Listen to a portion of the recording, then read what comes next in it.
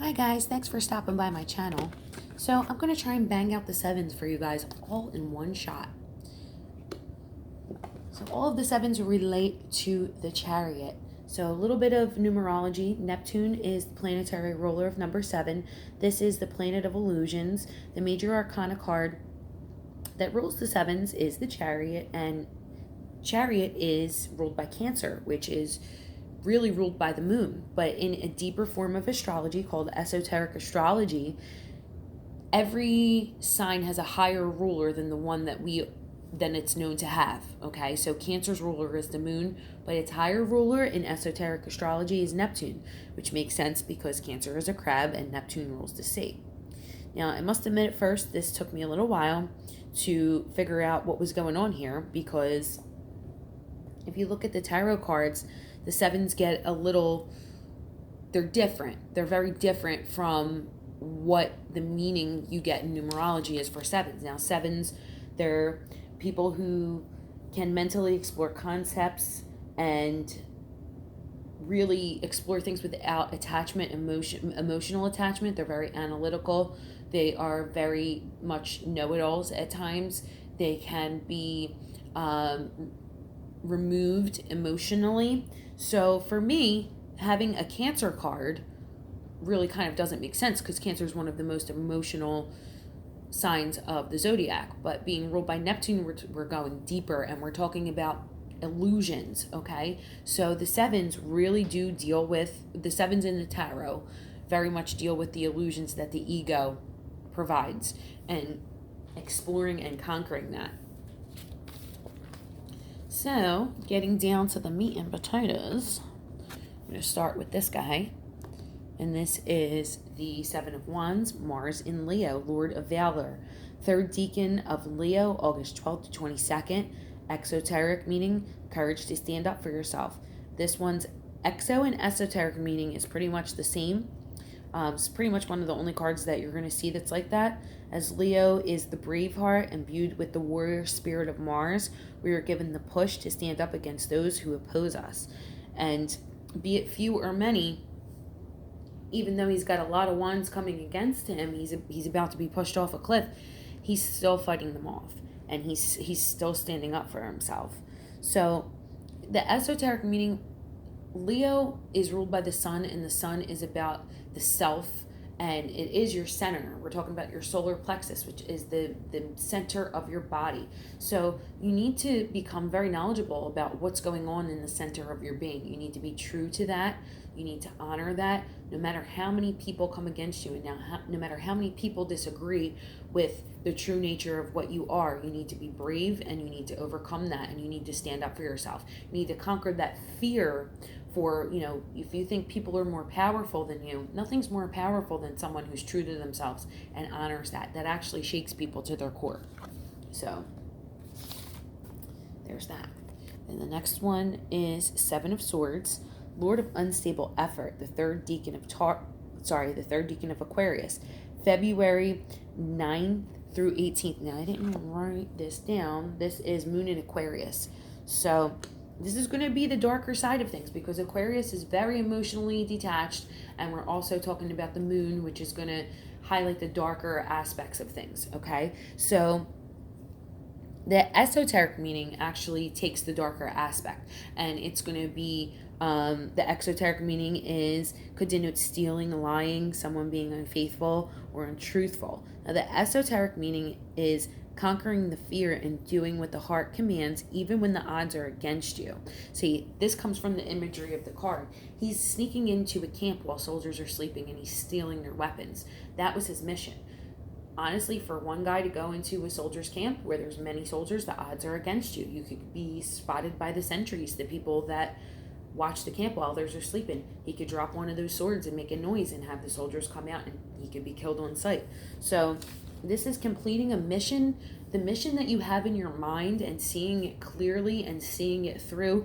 Even though you may not be able to figure out how it's going to happen, you might not have the money, you might not have the support of your family and friends. Everyone might be telling you that it's impossible, the odds are against you. But in your heart and your mind, if you really stay true to yourself and you know that you can achieve something, it's about overcoming what everybody else says about you and what everybody else thinks. And when everyone else tells you the odds are against you, it's about seeing that through and really getting the job done. And Aquarius is ruled by Uranus, which is the warrior, and they go on missions to change their lives. They want to change the world. So if you're a single mother, say for instance, and you want to start a business, all of the odds are against you. You know, you have a child to look after, you have finances that have to go to caring for that child, to daycare while you work. You're going to have to work long hours afterwards while still taking care of this child.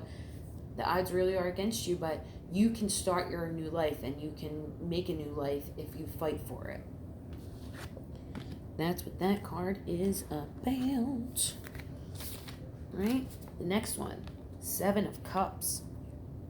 7 of Cups, the Lord of illusory success, Venus in Scorpio, November 13th. This is the 3rd decan of Scorpio, November 13th to 22nd. Exoteric, an abundance of possibilities with no promise of victory. This card usually can denote multiple romantic interests, inability to make a decision. Esoteric, being sidetracked from your spiritual mission by materialism. Ego, being lazy and distracted by TV and outside influences.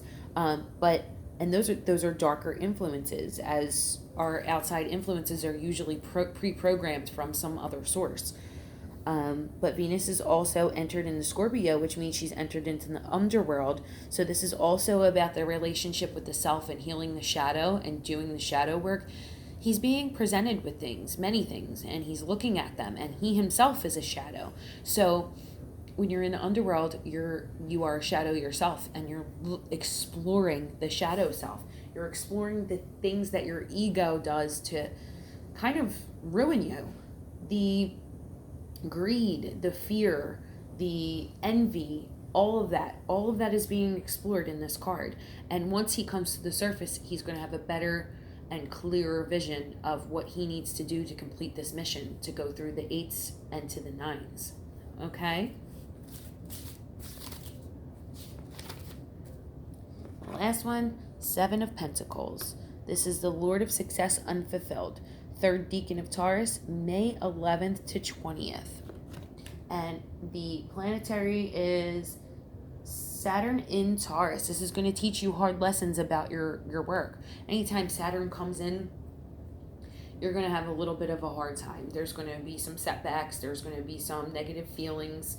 But it's there to teach you lessons and to give you structure. Anytime you have a hard time, once you come out of it, you look back and you realize that you've learned something. And a lot of times you wouldn't trade that lesson for the world. So the 7 of Pentacles, Lord of Success Unfulfilled, 3rd decan of Taurus, May 11th to 20th. The exoteric meaning of this card is about becoming disenchanted with your work. With the 9 being the highest number, he does not realize that he has almost reached completion and success. And in the tarot, you must think of number 9 as number 10. 9 is the end. 10, being 1 plus 0 equals 1, is the beginning.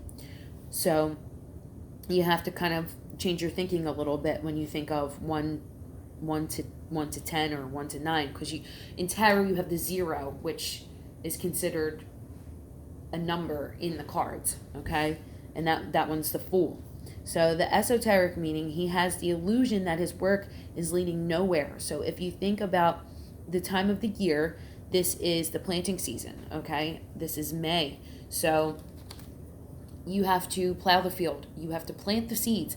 But once you plant the seeds, that doesn't mean your work's done. You still have to make sure that the crop is watered. You have to make sure the proper nutrients stay within the soil. You might have to add extra nutrients. You have to make sure that it's getting enough sunshine. So this is the continuous work and conquering the ego and that laziness that you get and really pushing through to see everything through to fruition.